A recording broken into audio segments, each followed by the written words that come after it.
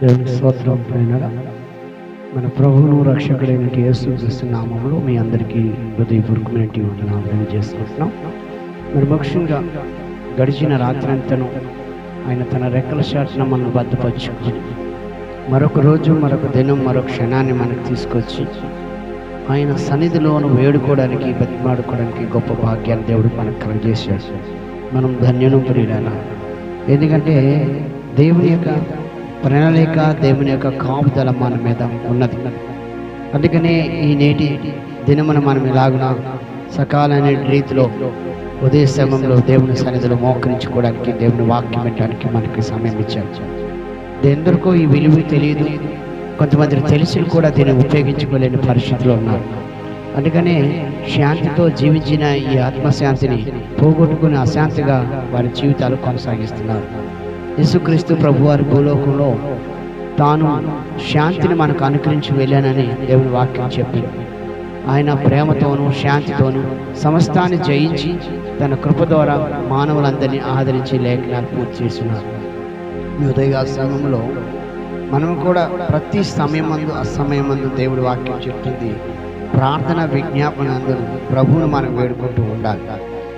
దేవుడు మనకు కార్యాలు చేసిన గొప్పను సాక్షిగా బ్రతకాలి. ఆయన సన్నిధిలో ఏ సమస్య వచ్చినప్పుడు కూడాను కొంత మట్టుకు ప్రార్థన చేసి మనం ఆగిపోకూడదు. మనం దానిని పొందుతున్న వరకు కూడాను ఒక పట్టుదల కావాలి మనకి. బైబిల్ గ్రంథంలో యేసు ప్రభు వారు కొన్ని ఉపమానాలు చెప్తూ వాక్యం చేస్తున్నారు. లూకా సువార్త 18వ అధ్యాయంలోను మొదటి వచనంలోను దేవుని యొక్క మాటలు మనం వింటున్నాం. వారు విసుకక నిత్యము ప్రార్థన చేయుచుండవలనని అనుటకు ఆయన వారితో ఈ ఉపమానం చెప్పారు. దేవునికి భయపడకయు మనుషులకు లక్ష్య పెట్టకయు నుండి ఒక న్యాయాధిపతి యొక్క పట్టణంలో ఉండేను. ఆ పట్టణంలో ఒక పేద విధవరాలు ఉండేను. ఆమె అతని వద్దకు తరచుగా వచ్చి నా ప్రతివాదికి నాకు న్యాయం తీర్చమని అడుగుచు వచ్చాను. కానీ అతడు కొంతకాలం వరకు అప్పకపోయాను. తర్వాత అతడు నేను దేవునికి భయపడగను, మనుషులకు లక్ష్య పెట్టక ఉండినను, ఈ విధవరాలు నన్ను తొందర పెట్టుచున్నదే కనుక నేను ఆమెకి మాటికి వచ్చి గోచారపడినట్లు ఆమెకు న్యాయం తీర్చదనని తనలో తాను అనుకున్నాను. చూడ ప్రియులారా, ఎంతటి గొప్ప మాటను మనం చదువుకున్నాము. ప్రియులారా, యేసుక్రీస్తు యొక్క కార్యాలు కనిపెట్టుకొని ప్రార్థన చేస్తే ఎటువంటి ఫలితం వస్తుందని దేవుని వాక్యంలోన మరి ఆ మాటకు యేసు ప్రభు వారు తన దగ్గర కార్యాలు పొందుకోవాల్సినట్టు వారిని బలపరచడానికి ఎలాంటి నమ్మకం, విశ్వాసం ఉండాలన్నది ఆయన తెలియపరుస్తూ చెప్తున్నట్టు ఈ వాక్యంలో మనం చూస్తున్నాం. ఎందుకంటే ఒక ప్రాంతంలోనూ ఒక న్యాయాధిపతి ఉన్నాడు. అతడు మనుషులను లక్ష్య పెట్టడు, దేవుని కూడా లక్ష్య పెట్టడట. మరి న్యాయం చేకూర్చడానికి ఏమంటే మరి ఇంకా ఆ ప్రాంతంలో కానీ వారికి అన్యాయం జరిగినా, ఏం జరిగినప్పుడు కూడా ఏ ఫలితం ఉన్నది అందులో కనుకనే అయితే ఆయన దగ్గరికి ఒక విధవరాలు తరచుగా వచ్చి, అయ్యా నాకు జరిగిన సంఘటన న్యాయం చేకూర్చువా అని అడుగుతుంటే ఆయన ఎంత మాత్రం కూడా పట్టించుకొని ఆమె సమస్యకు పరిష్కారం కాలేదు, ఆమెకి నెమ్మది కాలేదు. అయినప్పుడు కూడాను ఆమె పట్టుదల కలిగి న్యాయం చేర్చుకోమని ఆయన అడుగుతూనే ఉన్నది. ఈ వాక్యానికి అర్థం ఏంటంటే దేవుని నమ్మినట్టు విశ్వాస జీవితంలో కూడా ఇటువంటి క్రియలు ఉండాలని యేసు ప్రభు వారు చెప్తున్నారు. అలాంటిది లేకపోతే వారు ఏమాత్రం కూడా దేవుని వల్ల ఫలితము పొందలేరు. ఉదయ సమయంలో ఎవరైతే ఈ కార్యక్రమాన్ని చూస్తూ మరి విశ్వసిస్తున్నారో మీరు కూడా నమ్మి ప్రార్థన చేస్తే గొప్ప ఫలితాలు పొందుతాం. ఎందుకంటే ఈ సమయంలో ఎక్కువగా మనకు ప్రార్థన వాక్యం అవసరమైనది. ఎందుకంటే ఇప్పుడు ఈ దినములన్నింటిలో కూడాను మహాభయంకరమైన పరిస్థితులు, ఎక్కడ చూసినా సరే మహాభయంకరమైన రోగాలు, అశాంతి, అనేక మంది ఈ లోకంలో అతలాకుతలం అయిపోలు, యాక్సిడెంట్లు, భయంకరమైన నిదర్శనం. ఇంతకుముందు మనం చూసిన కాలాల కంటే ఇప్పుడు చూస్తున్నట్టు పరిస్థితులు మాత్రం విభిక్తిగా ఉన్నది.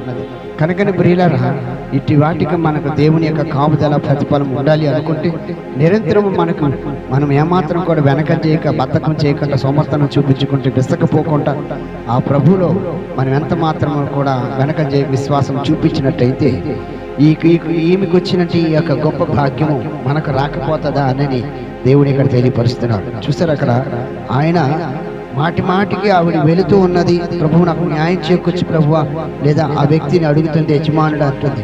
గొప్పలేదంట. మన జీవితంలో కూడా కొన్నిసార్లు ప్రార్థనకు ప్రతిఫలం దొరకదు. మనం కూడా విసిగిపోయి ఎందుకు లేకే ఫలితం లేదు, ప్రార్థన చేస్తే ఏ అవసరాలు తీరుతలే అనుకునే వారు చాలామంది నుండి వెనకం చేసే దినాన్ని లోకంలో కలిసి నాశనం అయిపోయారు. కనుక ఈ బైబిల్ చెప్తుంది, యెహోవా కొరకు ఎదురు చూసేవారు నూతన బలం పొందుతారు, వారు అలయక పక్షిరాజు వల్ల ఎగిరిపోతారని వాక్యం చెప్తుంది. కనుక ప్రియులారా, విశ్వాసం అనేది నిజ స్వరూపం యొక్క దాని యొక్క క్రియలలో ఉంటుంది. అందుకని ఆ హెబ్రీలో అంత విశ్వాసాన్ని గురించి బోధించబడుతుంది. వారి విశ్వాసం ద్వారా రాజ్యాలు గెలిచారు, గొప్ప గొప్ప కార్యాలు చేశారు.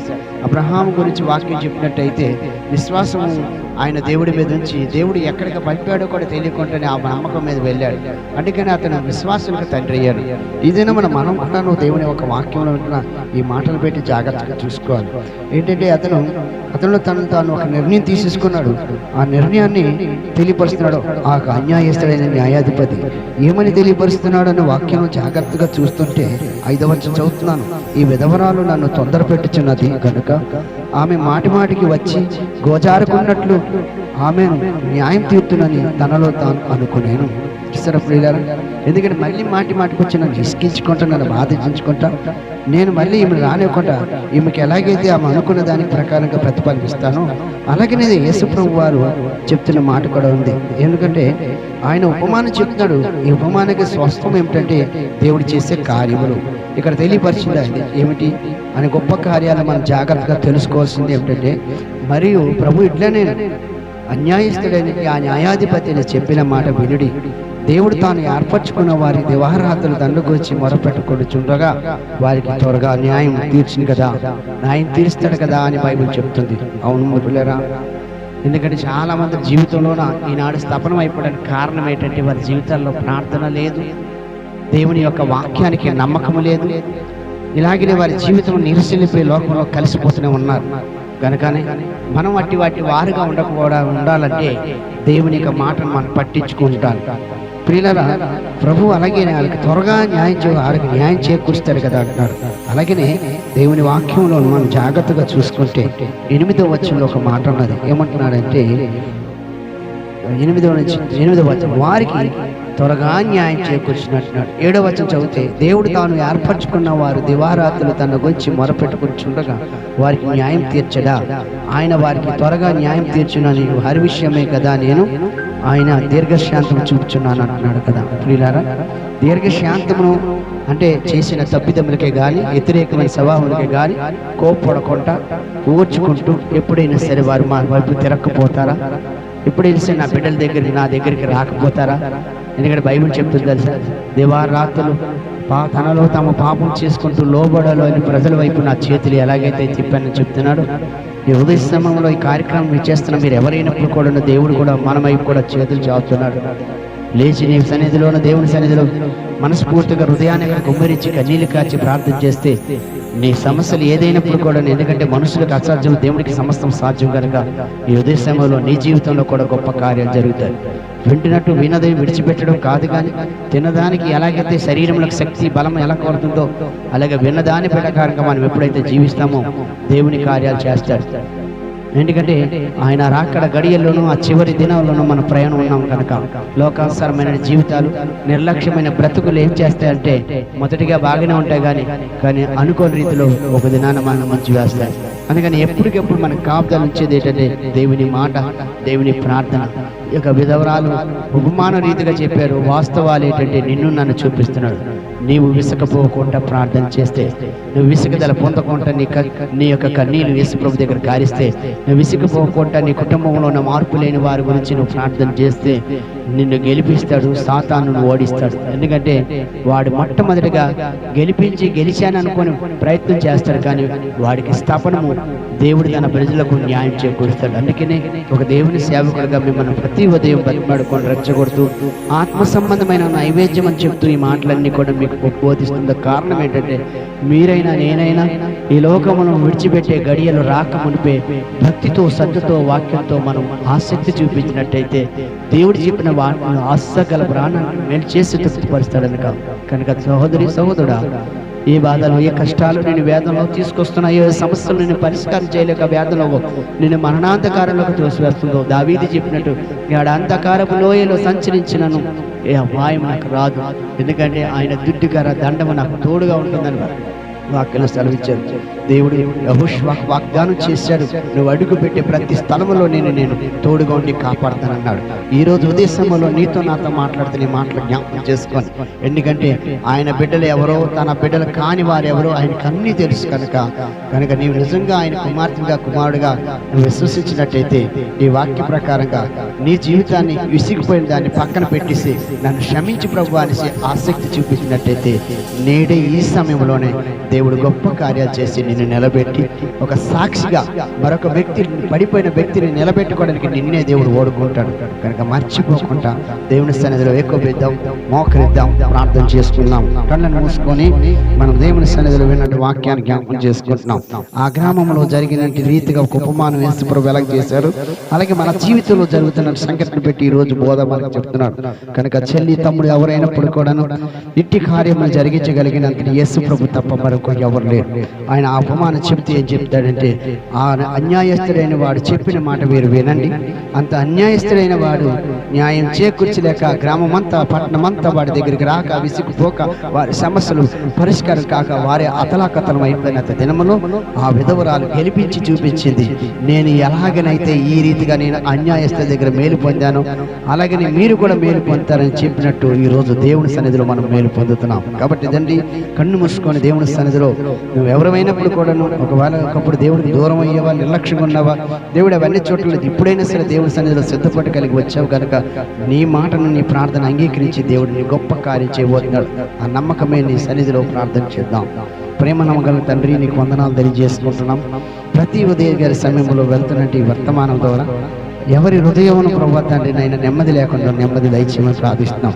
నీ వచ్చే ఈ గడియల్లోన ఈ కొద్దిపాటి విజ్ఞాపన అనేక మంది హృదయాన్ని తాకి నీ సన్నిధిలో ప్రార్థన చేయగలిగిన దయచేయమని ప్రార్థిస్తున్నాను నాయన. ఇదిగో మా పితలైన ఇశ్రాయేలు ప్రజలను మీరు కనికరించి వారు ఏ రీతిగా అయితే మళ్ళీ తిరిగి వచ్చి నీ సన్నిధిలో కాలు పట్టుకోగానే మీరు ఎలాగనైతే అబ్రహాంకి ఇచ్చి మాటను జ్ఞాపకం చేసుకున్నారు, ఈ కడవరి కాలంలో అంచె దినంలో హతులైపోయినట్టు ప్రజల నిమిత్తం ప్రభు మేము చేతులెత్తుతున్నాం. ఒక్కసారి ఏ కుటుంబాన్ని, ఏ ఒక్క జీవితాన్ని ప్రభు బలైపోతున్నారు, ఏ ఒక్క ఆడకూతురు, ఏ ఒక్క యవనస్తుల జీవితాలు బలైపోతున్నాయో ఈ దినమని నీ సన్నిధిలో మాట్లాడుతున్నాం. ప్రభు సాహించండి, క్రైస్తవ జనంగా కూడా కాపాడండి.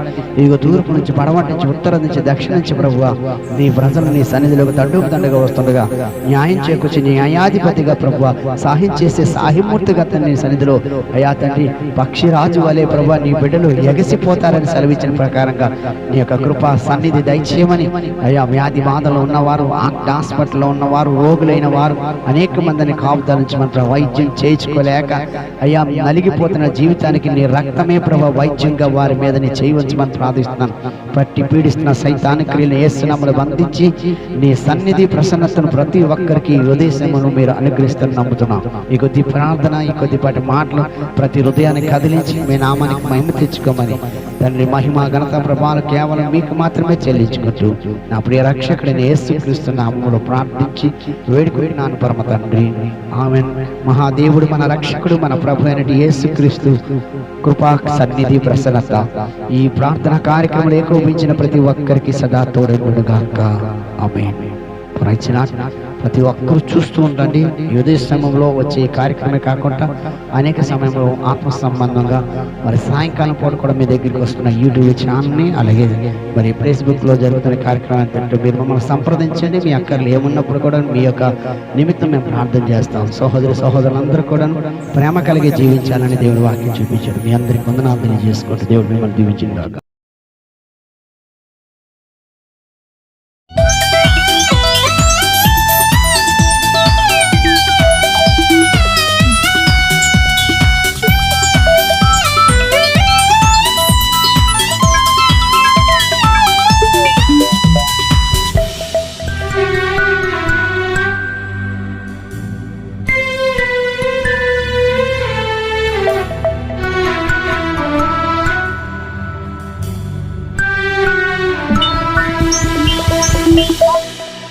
ఆపత్కాలమందు యెహోవా నీకు ఉత్తరమిచ్చును, సీయోను దేవుడు ఆదుకోను ఆపత్కాలమందు